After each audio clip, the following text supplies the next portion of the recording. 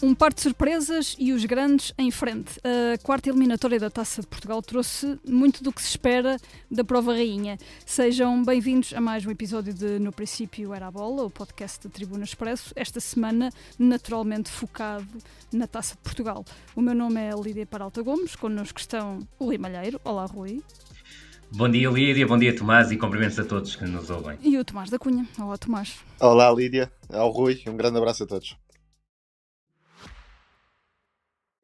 O Expresso tem uma nova subscrição que lhe dá acesso completo ao The New York Times, com atualidade, jogos, culinária e muito mais. E ainda aos conteúdos exclusivos da SIC Notícias, incluindo o Direto Vertical, a nova e inovadora emissão que se adapta ao seu smartphone.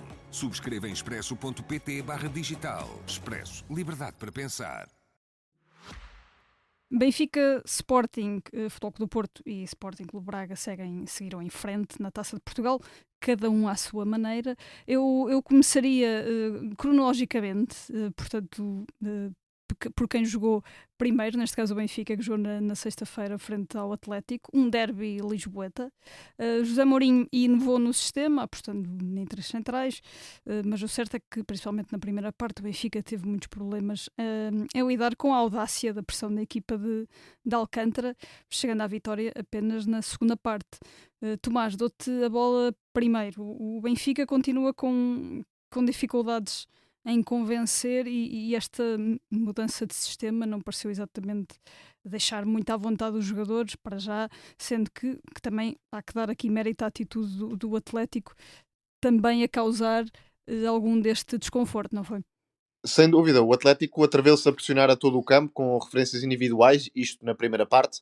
Na segunda não conseguiu fazê-lo de forma tão constante, ou raramente conseguiu fazê-lo, mas na primeira parte discutiu o jogo com o Benfica e até podemos dizer que criou mais oportunidades do que propriamente a equipa de José Mourinho, que apresentou uma semi-surpresa, eu diria. E se é verdade que o treinador, no pós-jogo, disse que não era pelo sistema, mas muito pelos jogadores e pela atitude competitiva dos jogadores, a verdade é que se percebe facilmente que o sistema não tem muitas pernas para andar, pelo menos no imediato. E este é um tema de construção do plantel do Benfica. Independentemente do sistema que o treinador utilize, vai sempre haver algumas lacunas. No 4-3-3, por exemplo, faltariam outro tipo de extremos.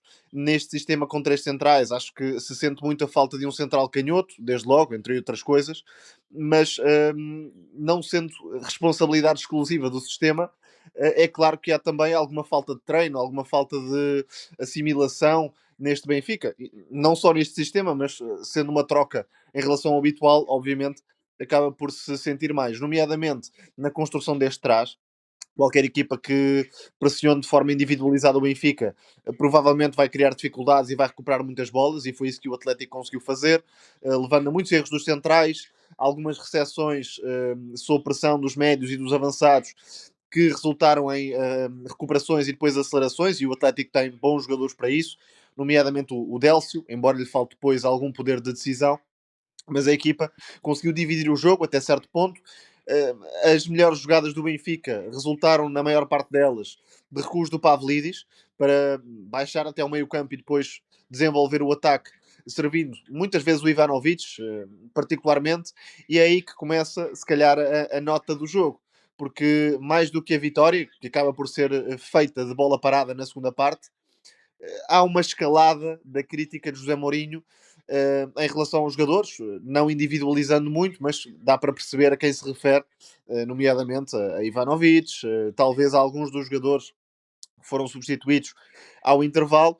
E se eu percebo a crítica pontual à falta de atitude ou à falta de ambição de alguns jogadores num determinado momento, parece-me mais estranho e até difícil de sustentar que haja uma crítica tão direta e verbal aos jogadores num todo, porque José Mourinho disse que substituía 9 se fosse possível.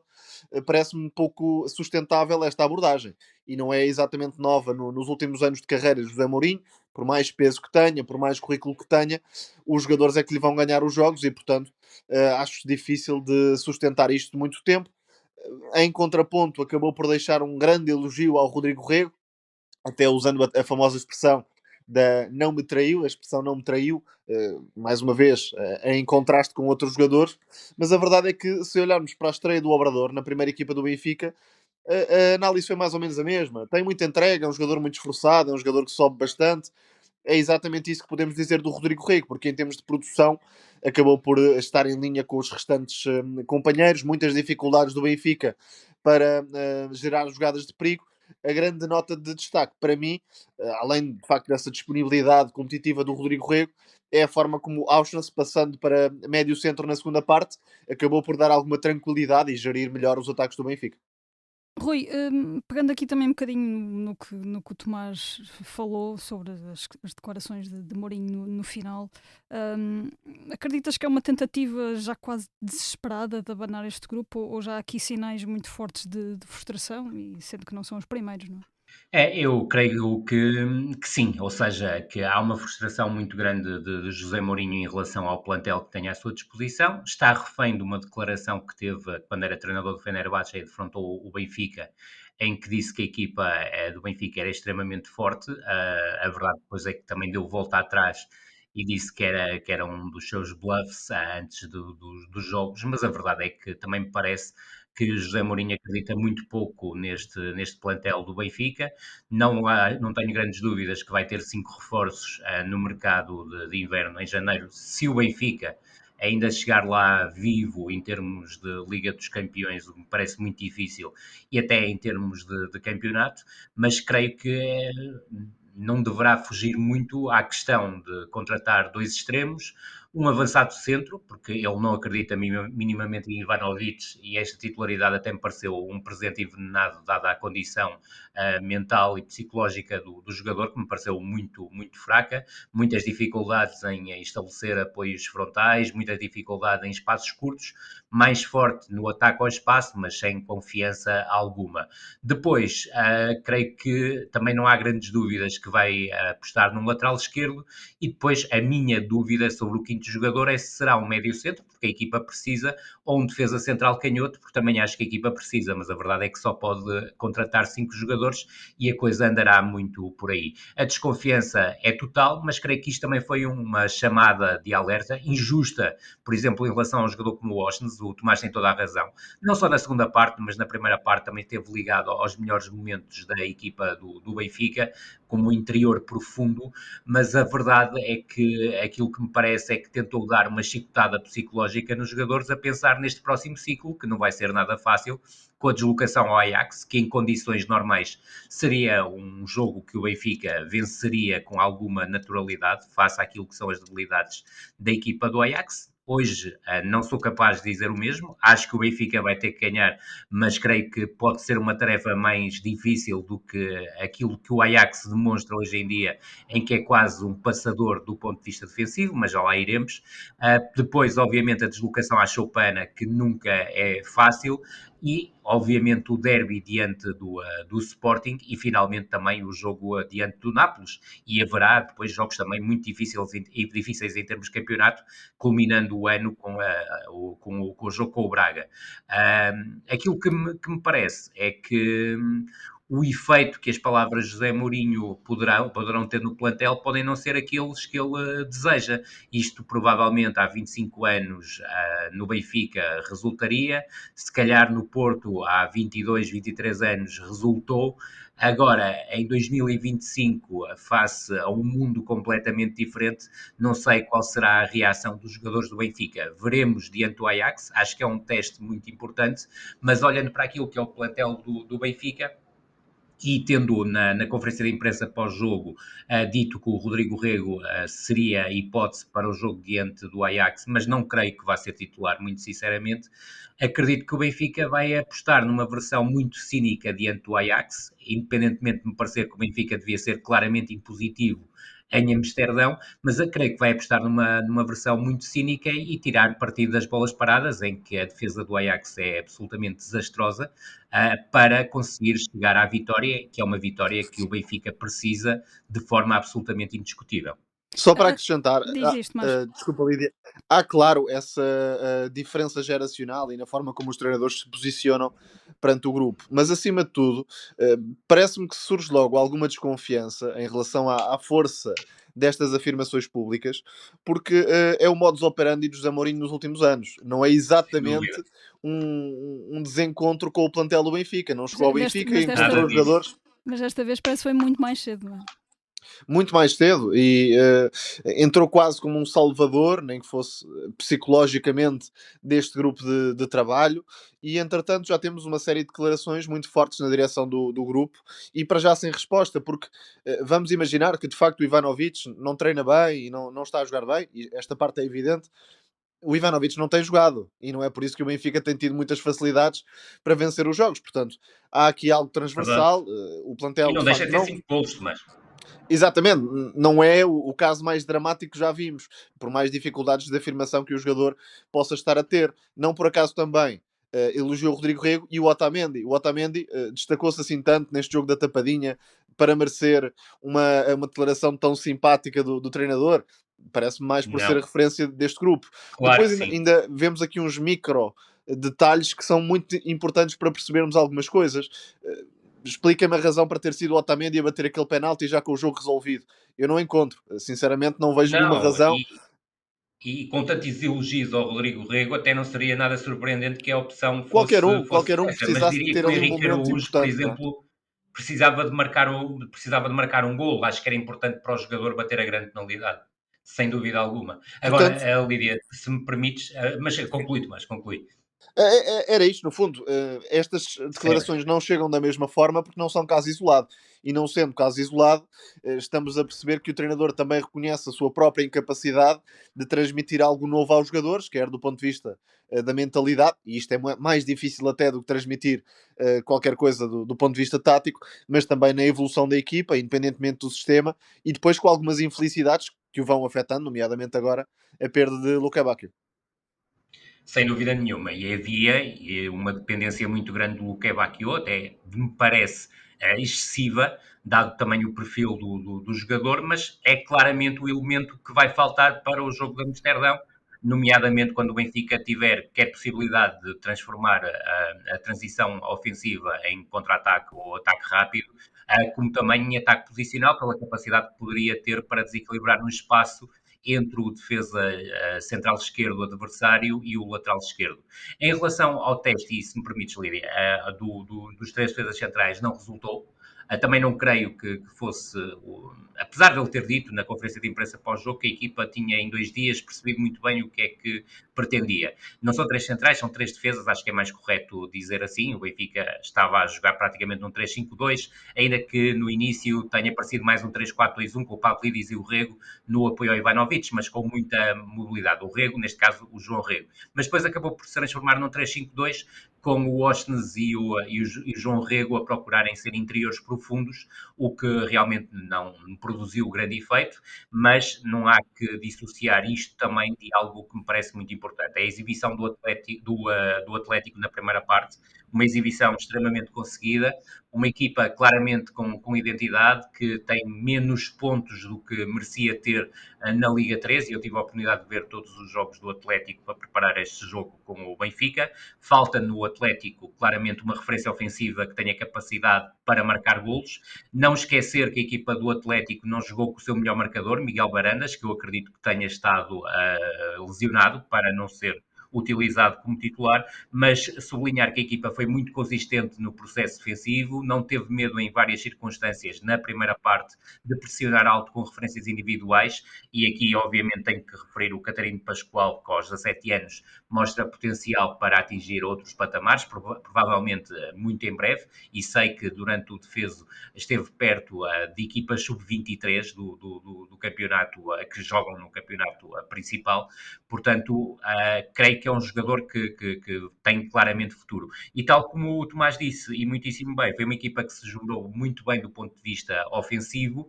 Claramente que no campeonato, na Liga 3, tem mais capacidade para ferir os adversários e em ataque posicional, atraindo muitas vezes para o corredor central para depois desequilibrar por fora, mas notou-se, e foi muito importante, por exemplo, o papel do Caleb procurar que o flanco direito fosse o flanco mais forte, com a integração do Paulinho, lateral direito, e do Joãozinho, ala direito, que acaba por ter a principal oportunidade logo nos instantes iniciais, um remate de fora da área. Ele que tinha estado como titular na célebre vitória do Varzim sobre o Sporting para a Taça de Portugal, mas sobretudo a questão do Délcio Fernandes, que curiosamente creio que é sobrinho do Stopira, o jogador de Cabo Verde, que é claramente a grande referência da seleção. Sobretudo, belo jogo do Ricardo Dias, só para terminar. Exatamente, e acabar aí. Mas dizer que o Tomás fez a caracterização certa do Délcio. O Délcio é um jogador muito agitador, com capacidade de condução, capacidade para esticar jogo, tem momentos que são muitíssimo interessantes até na definição, mas normalmente não toma a melhor decisão, quer a nível do passe, quer a nível do cruzamento, quer a nível do remate. No entanto, é aqui um jogador muito interessante, mas sobretudo vincar a ideia que Pedro Basto Oliveira confirma como treinador aos 29 anos e um percurso claramente ascendente, sempre passando divisão a divisão, desde a terceira divisão distrital de Lisboa, e sobretudo a forma como encarou a partida, não se remetendo a um bloco baixo. É certo que na segunda parte depois acabou por ser encostado às cordas, e o Benfica, que tinha isso claramente preparado, atacou preferencialmente o segundo posto nos lances de bola parada e acabou por ser feliz, que é onde a equipa do Atlético sente mais dificuldades. Obviamente que o golo do Rios teve algum impacto devido ao festejo que fez após marcar o golo, mas isto não é uma questão de má olhada ou de bruxaria, e isso tem sido visto nos jogos anteriores, e também não creio que o Rios tenha tido um impacto tão grande no jogo na segunda parte. Creio sim que o Oshens assumiu um papel crucial na zona de meio campo, e sobretudo algo que me parece muito fiel àquilo que é o Benfica hoje em dia. Sem Sudakov, Pavlidis volta a ser claramente o melhor médio do Benfica, como é indiscutivelmente o melhor ponta de lança do Benfica. Já falámos um pouquinho do confronto europeu que o Benfica vai ter esta semana. O Benfica, que procurou os primeiros pontos na Champions, frente a uma equipa também em crise. O Ajax, bastante mais até que o Benfica, provavelmente é apenas sexto no campeonato neerlandês e vem de uma derrota. O Ajax e o Benfica são, aliás, as duas únicas equipas sem pontos na Liga dos Campeões. Tomás, ganhar ao Ajax é um imperativo por diversas razões, porque são necessários pontos e também porque é uma equipa que neste momento estará bastante ao alcance do Benfica. Sem dúvida. Eu diria que a principal responsabilidade dos dois clubes, até pelo peso histórico que têm no futebol europeu, é limpar a imagem. O apuramento é relativo, parece-me impossível, quer para uma, quer para outra, até prova em contrário, porque também já vimos alguns milagres, mas olhando para o que jogam, parece-me realmente muito complicado que o Ajax ou o Benfica consigam salvar-se desta entrada em falso na Liga dos Campeões.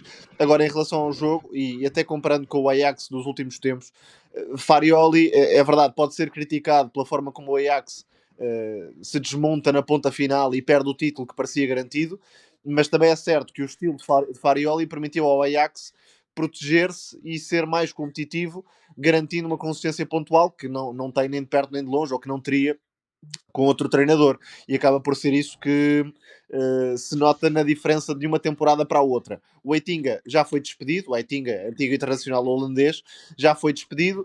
Falou-se a Erik ten Hag, que entretanto não chegou, portanto o Ajax vai a jogo, pelo menos até à data a que estamos a gravar o podcast, sem qualquer treinador para o futuro. Vamos ver como é que a equipa posso explicar rapidamente isso, Tomás. A questão é que houve uma Assembleia Geral do clube e ficou definido que vai ser contratado, antes do novo treinador, um novo diretor técnico, porque o diretor técnico demitiu-se também com a saída do Heitinga e toda a crise que o clube está a atravessar, e só depois, com influência do diretor técnico desportivo da equipa, vai acabar por escolher um treinador principal. Faz todo o sentido. Entretanto, o Ajax é uma equipa que não tem grande nível de organização, pelo contrário, sofrem praticamente todos os momentos, sem bola, querem organização, porque também não têm centrais de características imponentes nos duelos e na forma como defendem a área, sofrem transição porque a equipa deixa muitos espaços, quer no corredor central, quer nas costas dos laterais, sofre na bola parada, portanto o Benfica tem condições É para marcar horrível golos na bola parada. frente à equipa de Amsterdão. Por outro lado, tem bons jogadores, não deixa de ter bons jogadores, parece-me até que Sem há aqui dúvida. alguma resignação, acomodação, falta de vontade de estar no Ajax, porque se olharmos para o plantel, não deixa de ter jogadores como o Kenneth Taylor, como o Mika Götze, por exemplo. Portanto, há aqui alguma matéria-prima. Os centrais, em termos ofensivos, são de boa qualidade também, na forma como constroem, quer o Schüttalo, quer o Baz, por exemplo. São jogadores de mais-valias técnicas óbvias e que já vimos noutras alturas. Portanto, o Ajax tentará ser fiel àquilo que normalmente procura, um futebol voltado para a frente, tentando meter muita gente em zonas de criação e de finalização. O Benfica vai precisar dessa solidez para se aguentar, mas acredito que terá oportunidades de marcar várias vezes em Amsterdão. Completamente de acordo com o Tomás. Acho que esta equipa é caótica do ponto de vista defensivo e não melhorou com a entrada que é uma promoção, até é uma história curiosa. O Fred Grimm passa de responsável pela formação do clube para treinador adjunto em outubro da equipa principal e depois acaba por assumir o pós-Aitinga. Creio que também fica a ideia, apesar da boa relação entre os dois, que Fred Grimm, quando é promovido à equipa principal, para treinador adjunto, já surgia como solução possível para render a Aitinga. A equipa, do ponto de vista ofensivo, é muito também aquilo que o Tomás disse. É uma equipa que tem qualidade individual, nota-se principalmente em Mika Götze pela capacidade que tem para proporcionar movimentos em diagonal da esquerda para o meio, depois procurando a ruptura ou o remate, e ele é extremamente incisivo nesse ponto. Há boas ações também de combinação, ainda que sejam demasiado curtas para o perfil da equipa, entre o Götze e o Glock, porque normalmente caem sobre o mesmo corredor, que é o esquerdo. Que também Creio que chegou a esse é ser um ponto apontado ao bem. Benfica, creio, o Oscar Glock. Exatamente, sem dúvida, sem dúvida. Aliás, antes do próprio Sudakov, até porque a transferência do Sudakov seria a partida mais complicada, até pelos jogadores em quem a equipa do Benfica tinha interesse. Mas não deixa de ser curioso que esta equipa, em termos de qualidade individual, não é inferior à equipa, ou muito inferior à equipa de Farioli. A diferença está claramente na forma como não foram capazes, não só de superar a perda do campeonato quando tiveram uma vantagem extremamente confortável, de 9 pontos a praticamente 5 jornadas do fim, mas sobretudo porque Francesco Farioli conseguiu recuperar de certa forma o ADN Ajax, juntando-lhe uma pressão alta muito agressiva, no fundo fazendo no Ajax aquilo que está a fazer no Futebol Clube do Porto, com os laterais a terem também um papel muito importante no processo ofensivo, surgindo por dentro em várias circunstâncias, e esta equipa não é muito talhada para fazer isso. É certo que envolve muitos jogadores no processo ofensivo, mas vê-se muita previsibilidade nos processos de criação. É uma equipa que, com jogadores como o Taylor, que tem sido mais criticado pelos adeptos, porque vai muito ao encontro daquilo que o Tomás disse. Há jogadores que se sentem que não estão muito confortáveis por terem ficado no Ajax. Creio que os adeptos entendem que é o caso de Taylor, mas Taylor ainda assim é um jogador importante na equipa do Ajax, mas sobretudo é uma equipa que tende muito a procurar Weghorst. E isto piorou com Fred Grimm, porque Fred Grimm aposta num jogo direto que não era tanto o perfil da Aitinga em relação ao Weghorst, depois para aproveitamento muitas vezes de uma segunda bola por parte do tridente de apoio. Creio que o Glock e Götze são absolutamente indiscutíveis, mas a partir da direita até admito que Raul Moro possa substituir Edvardsen pela maior propensão ofensiva para criar desequilíbrios através do drible em situações de 1 contra 1. Mas aquilo que sinto é que esta equipa está muito viciada num jogo direto e mesmo quando se tenta associar, principalmente pelo espaço, pelo meio espaço até a centro-esquerda, a equipa tende sempre depois a buscar cruzamentos para o jogo aéreo de Weghorst, o que torna tudo muito previsível. Para além disso, sendo uma equipa que tem predicados na bola parada ofensiva, tem mostrado uma falta de eficácia tremenda, já não marca golos de bola parada há imenso tempo e esse foi um ponto forte do início da temporada, com o Weghorst a surgir sempre como referência, nomeadamente no ataque ao primeiro poste, seja para finalização, seja para procurar um colega de equipa ao segundo poste, e depois destacar um aspecto que me parece crucial. A bola parada defensiva do Ajax é absolutamente desastrosa, é uma defesa mista, 4 jogadores a defenderem à zona, e nesse aspecto o Weghorst assume o papel crucial de ser a referência aérea nessa zona em que a equipa defende de forma zonal, e depois 4 jogadores a marcarem individualmente as referências aéreas adversárias, facilmente batíveis, quer por ações de antecipação ao primeiro posto, em que o Barrenechea pode ser essencial, e depois também com um segundo posto muito desprotegido, e creio que esse é o espaço que Otamendi, por exemplo, pode tornar absolutamente dilacerante para a equipa do Ajax. Aquilo que espero, só para rematar, em termos de jogo, é que o Benfica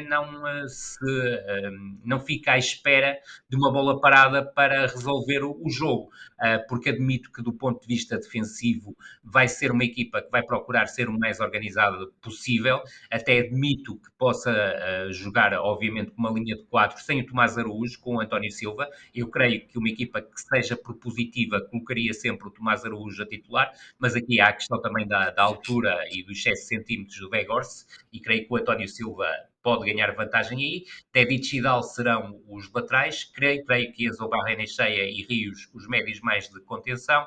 Nas alas, e cá está, com muita tendência para virem para dentro o Oshens e o Sudakov, o Leandro Barreira segundo avançado e o Pavlidis como referência ofensiva. E creio que a partir desta ideia, que deverá ser a ideia de José Mourinho, creio que Pavlidis vai voltar a ter um papel decisivo pela forma como consegue baixar para as entrelinhas e criar desequilíbrios a partir daí, e depois também com a sua capacidade de finalização em lances de bola corrida. Vamos rapidamente saltar para sábado, para os jogos de sábado, 2 vitórias seguras de Sporting e Futebol Clube do Porto. Olhando primeiro para o jogo de Alvalade, os Leões bateram o Marinhense por 3-0, com Rui Borges novamente a chamar jovens, tal como havia feito na Taça da Liga. Salvador Blopa de novo com destaque, com uma assistência e bons apontamentos pela direita.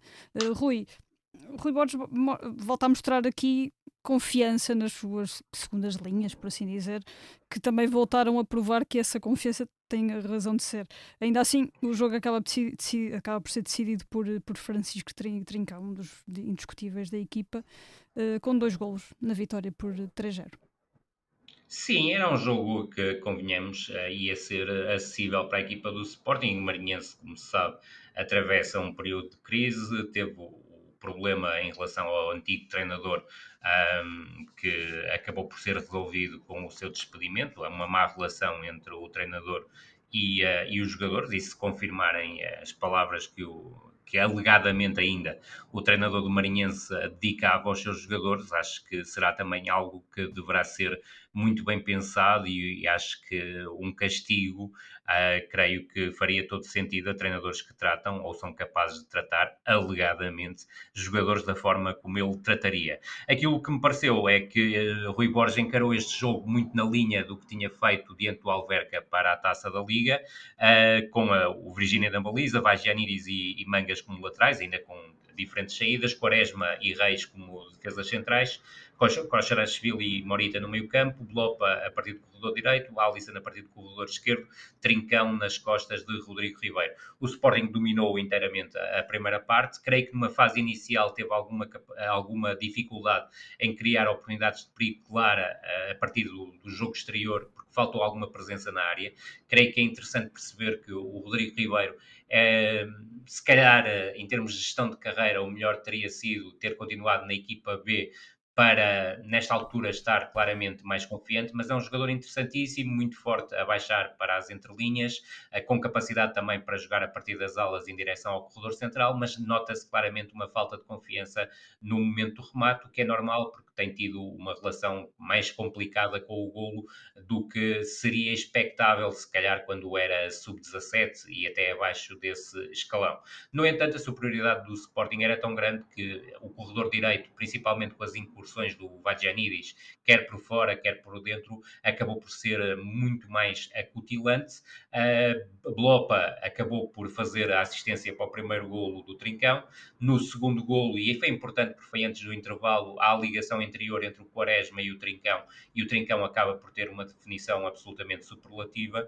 E, na verdade, na segunda parte, eu creio que Rui Borges, para além da gestão que fez, procurou testar algo que é muito importante nesta altura para o Sporting, que é encontrar um substituto de Pote, e creio que a melhor opção, mesmo não sendo o corredor pelo qual prefere jogar, eu creio que será Kenda, e o jogo acabou por testar isso, com a entrada de Kenda para o corredor esquerdo, depois também a entrada do Soares para a referência ofensiva o que permitiu à equipa do Sporting depois chegar ao 3-0, num lance gizado por Kenda, e sobretudo depois, também na parte final, fica, para além do lançamento, obviamente, do Flávio Gonçalves, como segundo avançado, e creio que é um jogador com potencial para somar mais minutos, ainda que me pareça que só terá uma presença mais assídua na equipa principal se for aposta na próxima temporada. Foi acabar o jogo já com a dupla que eu creio que será titular diante do Clube Bruges no corredor direito, ou seja, Fresneda e Catano.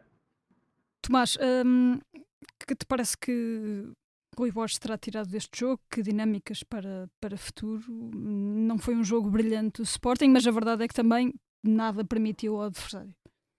Foi um jogo suficiente, aliás, aplicaria o mesmo adjetivo ao jogo do Porto, já lá vamos. Acima de tudo, creio que o Rui Borges, neste sentido, isto é, jogos que podem dar espaço para alguma gestão e para enquadrar jogadores menos utilizados, já encontrou uma fórmula. O Sporting não jogou de forma muito diferente daquilo que tínhamos visto contra o Alverca para a Taça da Liga, e poderá ser esta a receita para determinados jogos, isto é, com a dinâmica bem entrosada no lado direito, com o Vaianides a envolver-se muito por dentro, quase como um falso central da direita, que depois chega muito à frente, Mesmo. quer em condução, quer a procurar passos para o Salvador Blopa, e essa relação funcionou bastante. Quanto a esse jovem jogador do lado direito, sempre mais capaz de produzir quando é lançado no espaço e não tanto quando recebe no pé. A verdade é que conseguiu deixar mais uma assistência, e o Trincão a conseguir algumas conduções, não havendo muito espaço, e depois a finalizar de forma exímia. O jogo acabou por ser relativamente simples para o Sporting depois do primeiro golo, mas fica ainda assim um apontamento para o Kokorashvili, num baixo nível de exigência, é importante destacar, mas tem uma qualidade de passe muito interessante, nomeadamente nas variações de flanco para abrir o campo. Deixou notas interessantes nesse aspecto. E depois duas notas que ficam: a aposta em Giovanni Kenda do lado esquerdo, e parece-me que é uma hipótese muito forte para começar o jogo frente ao Clube Bruges, numa posição que não lhe é totalmente desconhecida. Aliás, nos primeiros tempos de Rui Borges ao serviço do Sporting, era ali que jogava Giovanni Kenda. E depois o Rodrigo Sem Ribeiro, dúvida. que de facto o Rui Borges caracterizou muito bem, porque tecnicamente, nas movimentações, é um jogador altamente dotado. Falta-lhe depois um instinto matador, que provavelmente não terá, mas pode ser uma alternativa para jogar nas posições de apoio ao ponta de lança, mais para a frente, até porque é aí que tem vindo a crescer na equipa B, mais como criador e não tanto como referência das marcações profundas e de finalização. Praticamente acabam por ser estas as notas, porque o jogo foi realmente muito monótono, no sentido positivo para o Sporting. Talvez o Rui Borges não tenha gostado muito de uma certa passividade na segunda parte, mas não me parece minimamente dramático. O Sporting, como vocês já referiram, recebe o Clube Bruges, que é uma equipa que tem, é certo, apenas 4 pontos na Champions, mas vem de uma grande exibição contra o Barcelona, em que o português Carlos Forbes teve em destaque. Tomás, que dificuldades podem criar os belgas ao Sporting, sendo que o Sporting, vencendo, fica numa situação bastante estável para se qualificar para a próxima fase? É um jogo dos mais importantes, não só pelo jogo em si, mas sobretudo pelo resto do calendário do Sporting, que pede, obviamente, que haja pontos contra os belgas, nomeadamente pensando na vitória, mas a equipa do Bruges também não pode dar-se ao luxo de perder, porque tem os 4 pontos que disseste, e acaba por ser um jogo muito exigente, traiçoeiro até, porque este Clube Bruges é uma equipa que se vem cimentando nos últimos anos a nível europeu. Já não é apenas a equipa dominadora do futebol belga, também já consegue estender-se além fronteiras, e depois consegue jogar de várias formas. No 4-3-3 de Nicky Hayen consegue pensar mais o jogo e apostar muito na qualidade dos intérpretes das entrelinhas, nomeadamente do Van Aken, que é um dos melhores jogadores a atuar fora das ligas top 5, top 6, enfim. Importantíssimo o Sporting não deixar enquadrar em relação à E é baliza. um jogador até difícil de descrever, porque é muito alto, mas depois tem um nível técnico fantástico em espaços curtos, muita chegada à finalização, portanto não vai poder ter muitos espaços. E além desta capacidade de pensar mais o jogo, também consegue desequilibrar muito por fora. E aí, além do Carlos Forbes, que já conhecemos melhor, temos também o Tsolis, que é talvez a grande figura ofensiva desta equipa. Talvez não, é mesmo a grande figura ofensiva desta equipa. Um jogador que creio também já foi apontado ao Sporting, não sei com que veracidade, mas é um típico extremo esquerdo que no fundo coloca mais como avançado até, não é um jogador de faixa lateral, é um jogador para apostar em diagonais e entrar em zonas de finalização, tem um poder de remate muito acima da média, é um jogador para fazer carreira de alto nível. De facto, o Bruges é uma equipa imprevisível porque não vai esperar pelo Sporting, vai tentar também posicionar-se em determinados momentos como uma equipa pressionante para depois gerar as oportunidades de contra-ataque e de ataque rápido. O Tresoldi é um avançado que sabe ligar e nesta temporada, perdendo no meio campo o Yashari, que era um dos melhores jogadores da equipa, e fez uma grande Champions na época passada, há espaço, ou tem havido espaço para o Stankovic, é um dos bons jogadores que o Clube Brugge vai valorizando nesta altura. Sim, reforçar claramente as ideias do Tomás. Creio que a equipa do Bruges não vai deixar de ser propositiva, mas creio que também que vai tentar montar uma rede ao Sporting, que é dar a posse ao Sporting quase sempre, quer para conseguir, através de uma pressão alta, conseguir média alta, alta, conseguir algumas recuperações no meio campo ofensivo, mas sobretudo também deixar o Sporting ter bola no seu meio-campo ofensivo para depois a equipa do Bruges transformar rapidamente, e esse tem sido o aspecto em que tem sido claramente mais incisiva, através dos contra-ataques, com o Carlos Forbes e o Tzolis a terem um papel muito importante nesse aspecto, o Tresolli também pelos apoios frontais e a tal chegada do Van Aken desde trás. E esta equipa é sobretudo forte no momento da metamorfose da transição ofensiva em contra-ataque e ataque rápido. Creio que será muito por aí. Agora, eu creio que o Sporting, que num jogo a um bom nível, para não dizer também muito bom nível, é uma equipa que é capaz de criar algumas dificuldades do ponto de vista defensivo à equipa do Clube Bruges. Recordar que o Mignolet está lesionado e o guarda-redes titular tem sido o Jakers, não é exatamente a mesma coisa.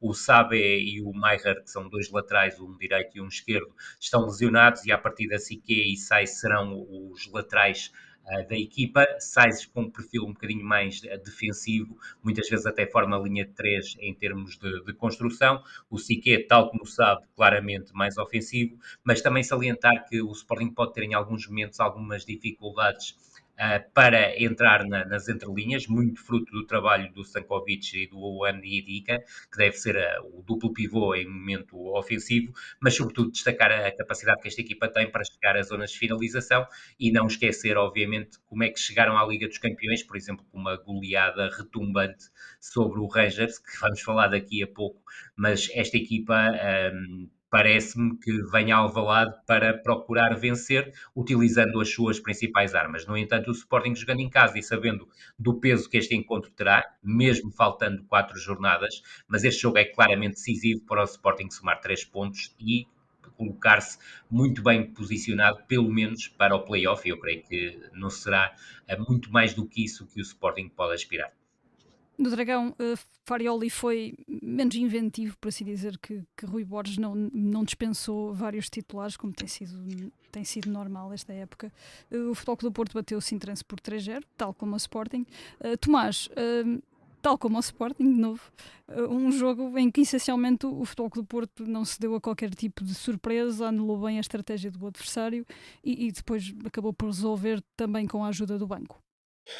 Sim, um jogo competente QB do Porto, um pouco na mesma linha do que vimos em Alvalade. O Sintrense pareceu melhor equipa do que o Maranhense, também há que dizê-lo, pelo menos em termos de plano Certo. para a primeira parte. Um 5-3-2 que acabou por limitar algumas combinações do Futebol Clube do Porto em corredor central, levando muito a equipa dos Dragões para fora. Nessa primeira parte e até no início da segunda, valeu muito a seriedade competitiva do Borja Sainz, que de facto pode ter muitas limitações, mas naquilo que entrega destaca-se, e essa seriedade competitiva claramente colocam entre os indispensáveis de Farioli. Depois de abrir o marcador, o Porto também conseguiu encontrar mais espaços, principalmente já com o Denis Gul em campo, a conseguir ter o oportunismo também de aparecer a finalizar aquele segundo gol, mais uma vez com a meia distância do Porto a fazer a diferença, e foi essa a nota até aos 60, 70 minutos. E depois, com a entrada do Rodrigo Mora, que marca um gol genial, é aquela diferença no espaço de meio segundo entre uma recepção que deixa o jogador do Porto de costas, do Porto neste caso, deixa o jogador de costas ou permite enquadrar para ver a baliza. E Rodrigo Mora, com aquela recepção orientada, engana por completo a marcação e faz um grande golo que já ouvimos fazer muitas vezes, mas de facto não cansa. Portanto, vamos ver se Farioli vai continuar em jogos mais exigentes que aí vêm a valorizar e a enquadrar o Rodrigo Mora, porque tem crescido neste período da temporada. E depois é de salientar também o regresso do Luke de Jong, que é um jogador altamente fino na forma como se associa. O Denis Gould estava a ganhar espaço, mas vamos ver qual é agora a gestão dos avançados por parte de Farioli, porque vai ser interessante de acompanhar. Finalmente, uma nota para o Prepich e o Pablo Rosário. O Pablo Rosário muito sólido, é verdade, num baixo nível de exigência, e o Prepich a lidar com marcação. Portanto, foi o central de marcação e também deu conta do recado, sem grandes dificuldades. Rui, ia pegar exatamente por esta ideia que o Tomás deixou do regresso de Luke de Jong, que acaba por ser uma boa dor de cabeça para Farioli, que fica aqui com mais uma opção no ataque, numa fase em que Denis Gould continua a não largar o osso, por assim dizer. Do pouco que Isso jogou mesmo. com o Sintrense e com Gould em campo, penso que depois ali a variar para a esquerda, como te parece que Farioli poderá combinar as três opções de ataque que tem agora disponíveis?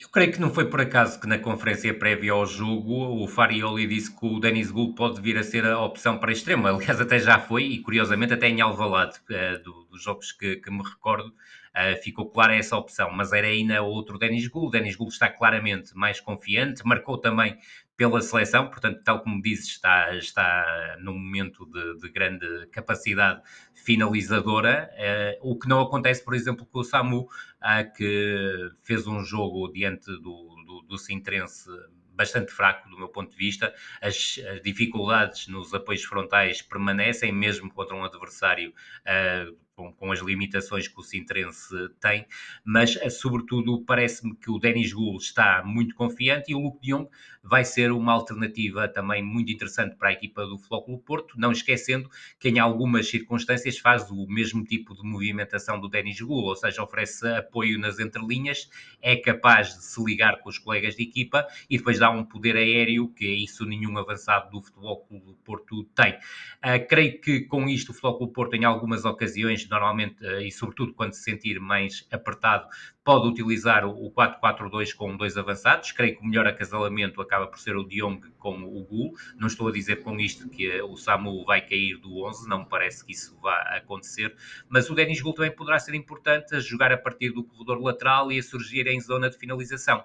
Não é muito esse o padrão dos extremos nas equipas do Farioli. Recordar que PP ou William à direita costumam dar muito mais largura e só depois o William, principalmente o William, é capaz depois de movimentos em diagonal claramente desequilibradores com bola e com depois sentido de baliza. Voltou a tentar fazê-lo diante da equipa do Sintrense. E Borja Sainz, que foi para mim o jogador que mais se destacou do Futebol Clube do Porto, juntamente com Gabri Veiga, dos que iniciaram a partida, é também um jogador que dá essa largura e depois tem movimentos em diagonal muito mais forte em espaços largos do que em espaços curtos, ainda que contra o Sintrense, também tendo em conta as debilidades do setor defensivo da equipa de Sintra, acabou por ser também um jogador que conseguiu criar desequilíbrios num contra um, sem serem espaços longos, mas, por exemplo, diante do Nice já terá muito mais dificuldades em criar esse tipo de desequilíbrio em espaço curto.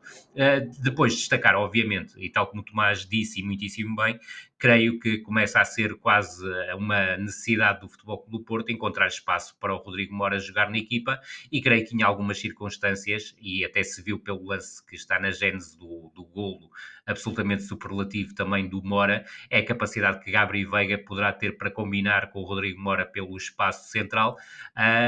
Aí, para os dois jogarem juntos, creio que o Gabriel Veiga poderá ter que ter um papel um bocadinho mais defensivo. Agora, é difícil pensar num Futebol Clube Porto sem Alan Varela e Froholt, e esse eu creio que será a grande dificuldade para os dois jogarem mais vezes em conjunto. Volto a frisar que neste tempo em que o Futebol Clube Porto não teve Luke de Jong e por vezes também Samu esteve inconstante, eu creio que o Rodrigo Mora podia ter sido experimentado como falso 9, que creio que poderia ter sido muito útil nessa função, pela forma como pode baixar e criar situações de superioridade através de combinações. Agora, vai ser quase fatal que os dois venham a jogar juntos.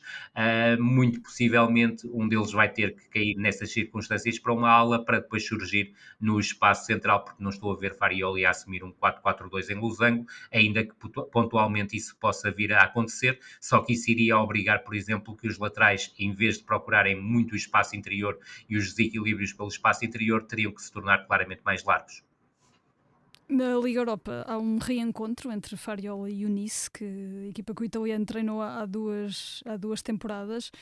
Rui, os franceses já perderam esta época com o Benfica, há portanto muito material que pode ser aproveitado, além que Fariola conhece bastante bem a equipa. A temporada do Nice está a correr assim, vem de uma derrota dura com o Olympique Marseille. Que argumentos terão os franceses para tentar travar o Futebol Clube do Porto?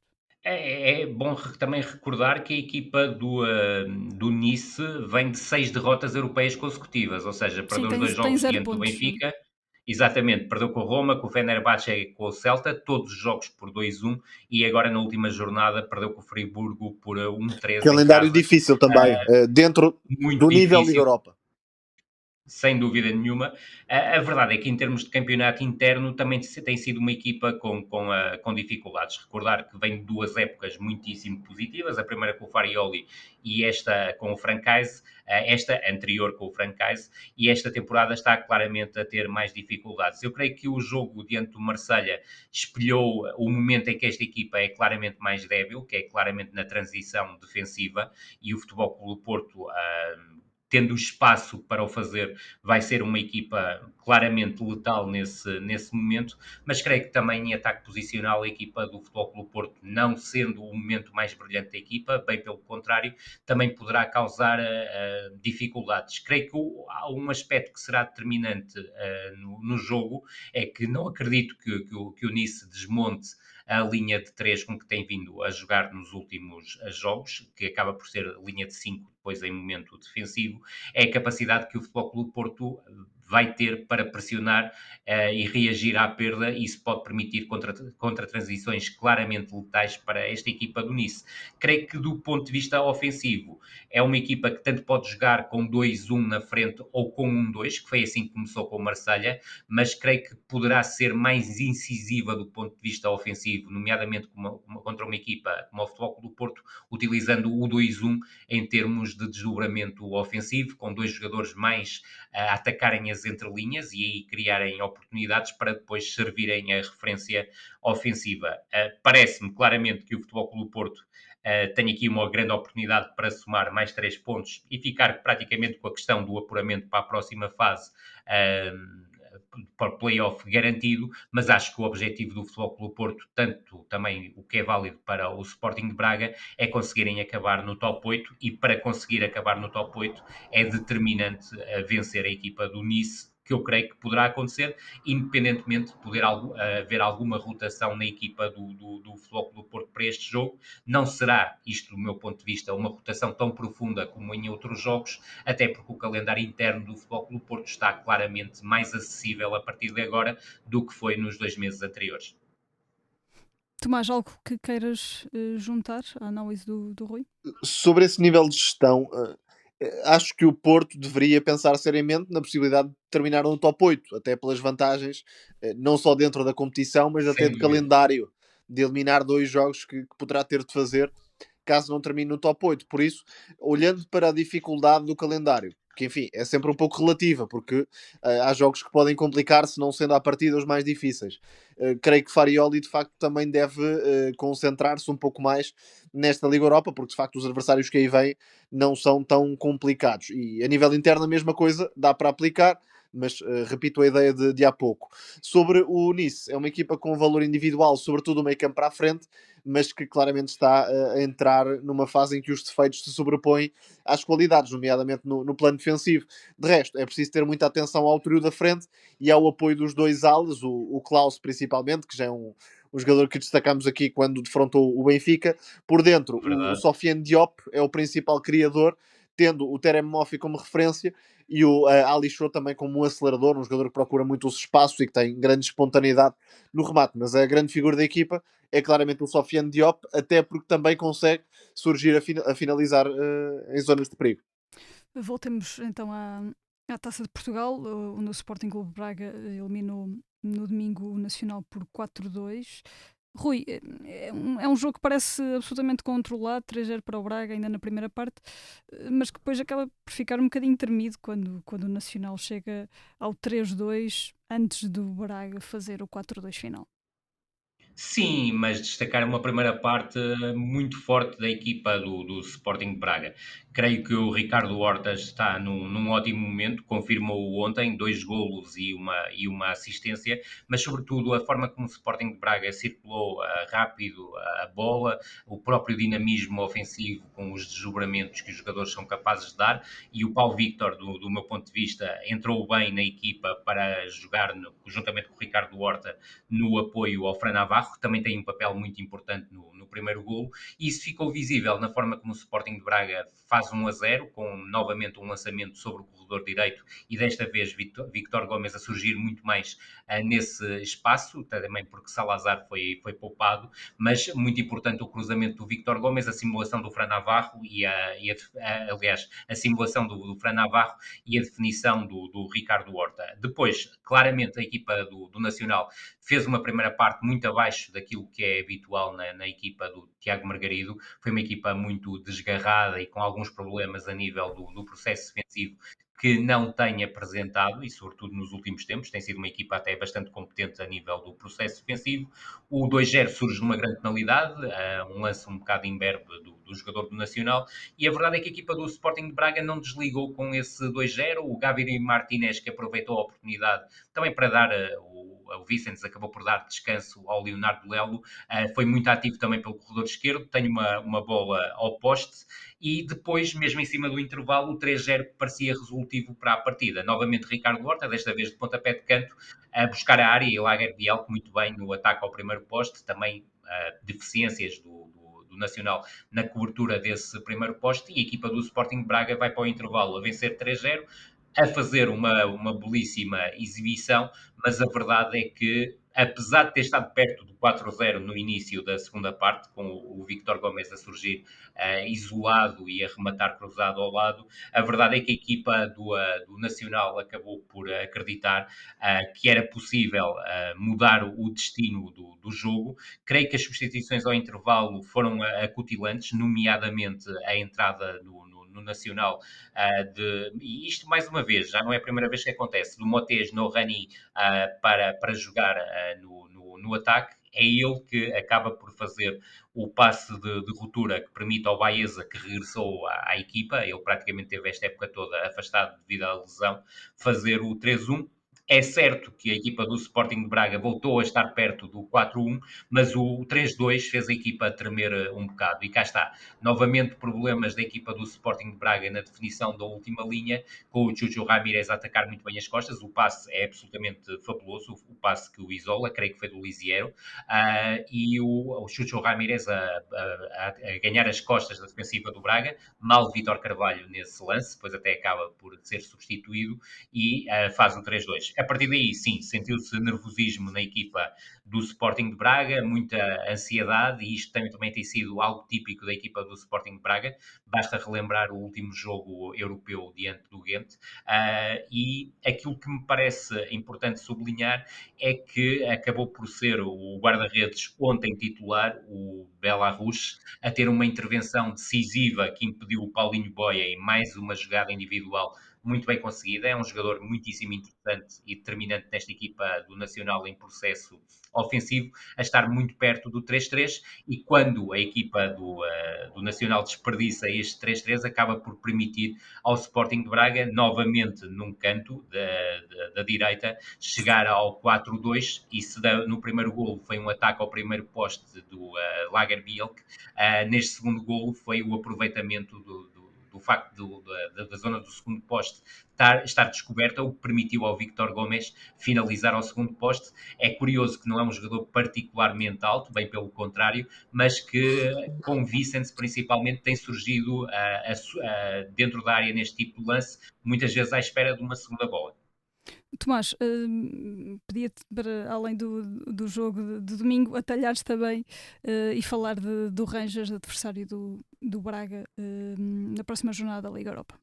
Sobre o jogo, não deixa de ser notável que o Braga sentiu muitas dificuldades, ou tenha sentido muitas dificuldades no jogo para o campeonato contra o Nacional, pela forma como o Tiago Margarido Verdade. pressionou a construção do Braga, mas desta vez já houve mais soluções para aproveitar o espaço entre linhas e depois a profundidade, e o Braga conseguiu surpreender, quer com os adiantamentos do Víctor Gomes, quer com as desmarcações à esquerda do Gabri Martínez, construiu um resultado largo, ainda se assustou, e de facto é algo que a equipa tem de rever, a forma como gera vantagens e como permite ao adversário lançar nas costas quando a pressão falha. É claramente uma equipa que se sente mais confortável na pressão alta, a forçar erros, do que propriamente quando o adversário obriga o Braga a recuar um pouco, e aí sentem-se as lacunas no controle de profundidade, mas ainda assim vitória justa do Sporting de Braga. Para o jogo da Liga Europa, parece-me que há aqui algumas semelhanças com a temporada do Ajax, no caso do Rangers, mas num caso e no outro,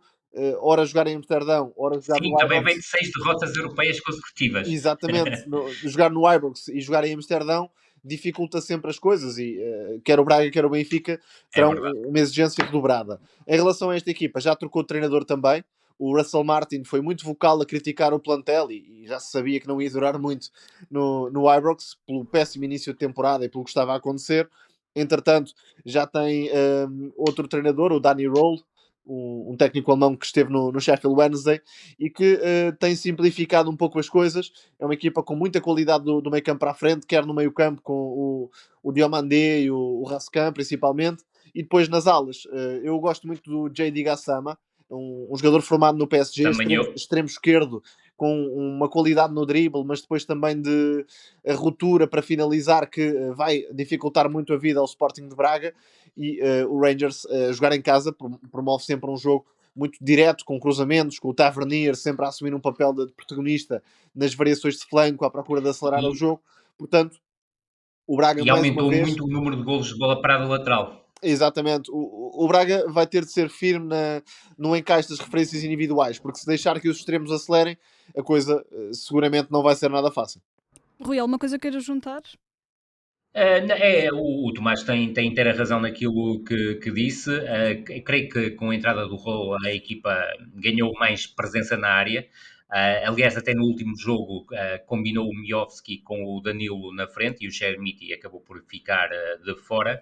Creio que os momentos em que é mais forte com o novo treinador acabam por ser, tal como o Tomás disse, e muito bem, a bola parada, e as bolas paradas laterais marcadas pelo Tavernier são muito perigosas, também as diretas, nomeadamente as grandes penalidades, mas pareceu-me sobretudo, olhando para os últimos jogos do Rangers, que a equipa é mais forte, através também da capacidade exterior, e destaco obviamente também o Gassama, em ataques rápidos. Não é tanto uma equipa talhada para um ataque posicional, não é esse o jogo que pretende.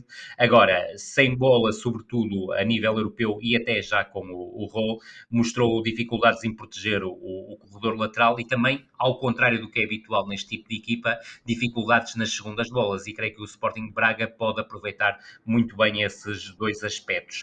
Por fim, a dizer que é um jogo que não me parece que o Rangers até possa, até neste caso, promover alguma rotação. Eu creio que o Rol está muito virado para a questão do campeonato. Recordar que a equipa vem numa sequência, creio que de 3 vitórias consecutivas a nível interno, mas o quarto lugar com 21 pontos após 12 jogos é muito curto para a equipa do Rangers, que quererá seguramente chegar pelo menos ao vice-campeonato, que lhe poderá abrir as portas das Liga dos Campeões na próxima temporada, porque creio que já não acreditará muito na passagem ou chegada ao play-off, tendo em conta o calendário que tem pela frente. No Internacional, Tomás, querias fazer uma referência ao sempre quente derby de Londres, do norte de Londres, aliás, e aos 3 gols de Eberezer na vitória do Arsenal frente ao Tottenham, uma equipa que curiosamente também o quis contratar no início da época, mas acaba finalmente por voltar ao clube do seu coração, o Arsenal, onde também começou a jogar. Uma exibição para ficar na história de Eberezer. A história fica mais bonita assim, a jogar no clube de coração, e tendo sido um jogador várias vezes rejeitado no percurso formativo, até se assentar no Crystal Palace principalmente, depois já de uma afirmação no Championship, mas é um jogador com uma carreira muito interessante nesse sentido, porque basta olhar para ele a jogar, foge um bocadinho do padrão dos médios ofensivos que vemos habitualmente na Liga Inglesa. É um jogador com uma imaginação e à vontade naquele espaço entre linhas que não se encontra muito facilmente, e que nesta altura também se tornou um goleador de excelência quando tem espaço na zona frontal, e basta olhar para os golos que marca frente ao Tottenham. Logo no início tem uma assistência primorosa, que não deu golo, mas ainda assim mete um último passo picando a bola por cima da defesa dos Spurs. Não havia aliás, não tinha havido um hat-trick na era Premier League no derby do Norte de Londres, de nenhum jogador, nem dos Spurs, nem do Arsenal, portanto fica já com esta marca espetacular. E está a ser muito importante na forma como os Gunners se colocam quase como o único candidato nesta altura. De forma realista, sou o único candidato ao título na Premier League. Parece-me que só o Arsenal pode levar o Arsenal a perder o título 22 anos depois, porque de facto praticamente não sofre golos. É mesmo assim, praticamente não sofre golos, ou quando sofre são coisas do além, como o que aconteceu naquele gol do Richarlison, um bocadinho a fazer lembrar o Pedro Gonçalves, que marcou também mais ou menos daquela zona ao Arsenal. Depois não se sente muito a falta de um ou de outro jogador. Repare-se que já houve uma fase em que o Saliba esteve de fora, jogou o Mosquera e a equipa manteve-se consistente. Ontem foi a estreia do Hincapié, a equipa manteve-se consistente, também porque o Tottenham se entregou por completo à defesa, de forma completamente descabida por parte do Thomas Frank. Estávamos a falar de um derby e entrou simplesmente para não perder e para adiar o golo, e acabou goleado. Portanto, tem de rever claramente o patamar competitivo em que se encontra e tentar dar alguma ambição que seja à equipa dos Spurs. Mas de facto fica essa nota para o Eberechi Eze. O Arteta vai resolvendo problemas, desde logo com a lesão de Havertz e de Gyökeres, recuperando a versão de ponta de lança do Mikel Merino, que fez um grande jogo também, a baixar muitas vezes, a assinar uma assistência espetacular. Mas é de facto um Arsenal que está furos acima dos rivais, quer do City, quer do Liverpool, e tem a Breccia, um jogador para fazer de alguma forma esquecer o Odegaard, sendo que me parece que é um jogador mais de rasgo, mais de criação propriamente dita do que o Odegaard nesta fase.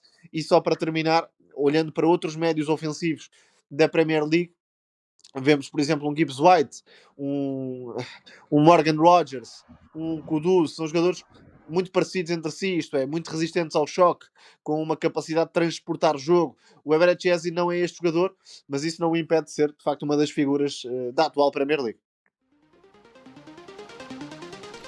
A hora que muitos de vós estarão a ouvir este podcast, provavelmente Portugal já jogou a meia-final do Mundial de Sub-17 frente ao Brasil.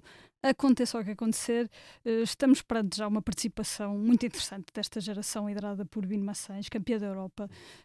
Rui, não sabendo ainda, nesta altura que estamos a gravar, o que vai acontecer, a verdade é que temos aqui uma seleção... seja o acesso ao final, não é? A verdade é que temos aqui uma seleção com jogadores a mostrar características que nos levam a acreditar que poderão ter um papel importante no futuro do futebol português.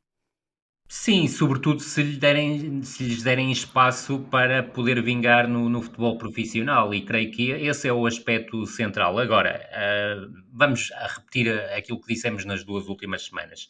Esta seleção é claramente capaz de praticar 2 tipos de jogo com qualidade, um jogo mais associativo que depois permite chegar com qualidade à zona de finalização, mas, e no europeu não aconteceu tanto isso, buscar também uma construção mais longa de ataque à profundidade e ser letal nesse tipo de circunstâncias. E a verdade é que os 2 últimos jogos comprovaram claramente essa ideia. A vitória sobre o México é retumbante, 5-0. É certo que houve uma expulsão precoce na equipa do México, mas até aí Portugal era claramente a seleção superior, apesar do México ter tido, após a entrada ali, um período em que chegou a assustar, mas a verdade é que Portugal fez uma grande exibição e, sobretudo, mostrou uma coisa diante do México, é que as segundas linhas, ou alegadas segundas linhas desta seleção, podem também causar impacto a partir do banco.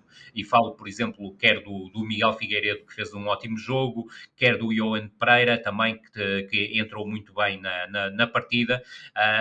O próprio Verdi também é um jogador interessante. O João Aragão, que até parecia ser o titular, mas acabou depois por perder o lugar para o Duarte Cunha. Veremos o que é que aconteceu no jogo de hoje, se foi Duarte Cunha o titular ou o João Aragão, mas sobretudo mostrou isso. Depois, diante da Suíça, foi uma exibição muito competente da seleção portuguesa, ou seja, dominou praticamente o jogo todo, e depois acaba por marcar em momentos cruciais. Mateus Mida aos 41 minutos, ou seja, no fecho da primeira parte, e o José Neto, mais uma vez, e mais um golo do lateral esquerdo do Benfica, a ser determinante no início da segunda parte, o que matou por completo a equipa suíça. Destacar, obviamente, como sempre, a capacidade dos dois laterais, Daniel Banjac e José Neto, que aparecem praticamente em todo lado, a qualidade na construção do Mário Furtado, a capacidade para juntar os três melhores médios depois do Mateus Mito ter tido alguns problemas físicos, que o Rafael Quintas em muitíssimo bom plano como 6, o Bernardo Lima não tanto ao nível do europeu, mas com bons momentos como apoio ao Rafael Quintas, e o Mateus Mito depois como médio criativo.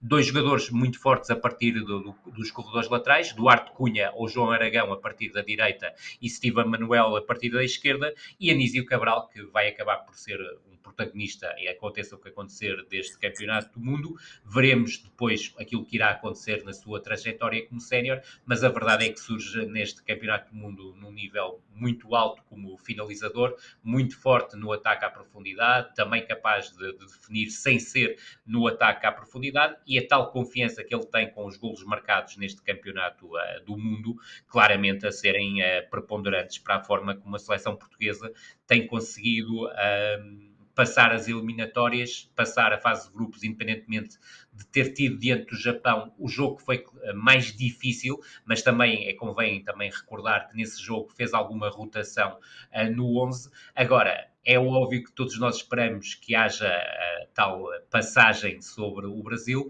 O Brasil tem tido alguma fortuna, se quisermos, na forma como chegou a estas meias finais. Passou a França nas grandes penalidades, e na última eliminatória acabou por ultrapassar Marrocos com alguma felicidade, com um golo já nos descontos, até porque, independentemente do Brasil ter dominado a partida, a equipa de Marrocos voltou a mostrar, depois do sucesso que teve a nível da seleção A, no sub-20 e agora no sub-17, que tem uma geração ou duas gerações com bastante futuro e bastante potencial daqui para a frente. Agora, o Brasil é uma equipa tremendamente perigosa, mas pode ser que a maior consistência coletiva, e acho que não estou a ser demasiado patriota ou com o patriotismo bacoco da seleção portuguesa, que já foi comprovada na forma como conquistou o Campeonato da Europa, pode permitir a chegada a uma final.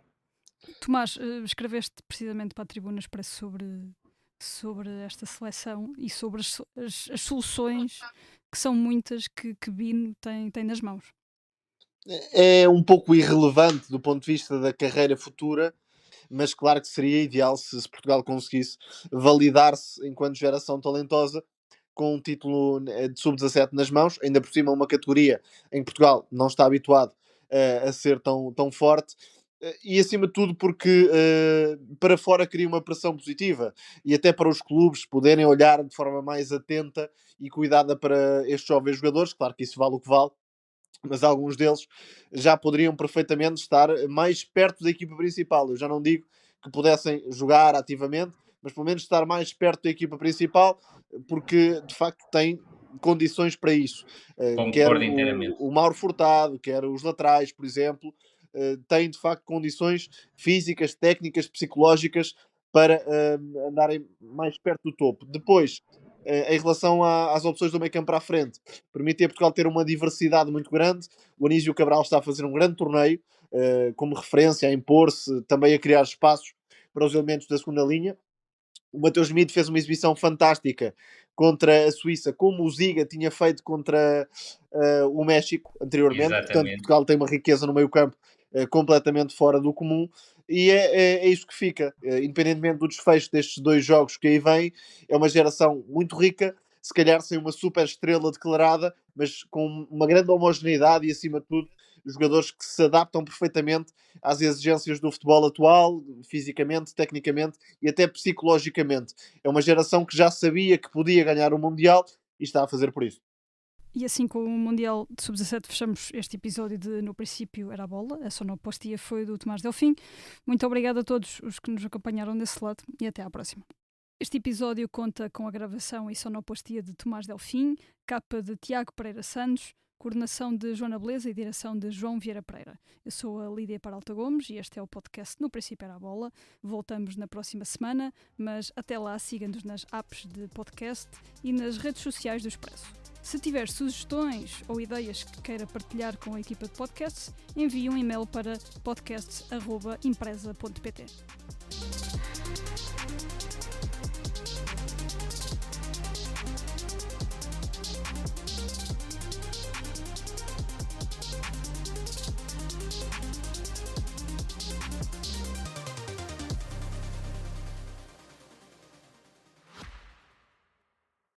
O Expresso tem uma nova subscrição que lhe dá acesso completo ao The New York Times, com atualidade, jogos, culinária e muito mais. E ainda aos conteúdos exclusivos da SIC Notícias, incluindo o Direto Vertical, a nova e inovadora emissão que se adapta ao seu smartphone. Subscreva em expresso.pt/digital. Expresso. Liberdade para pensar.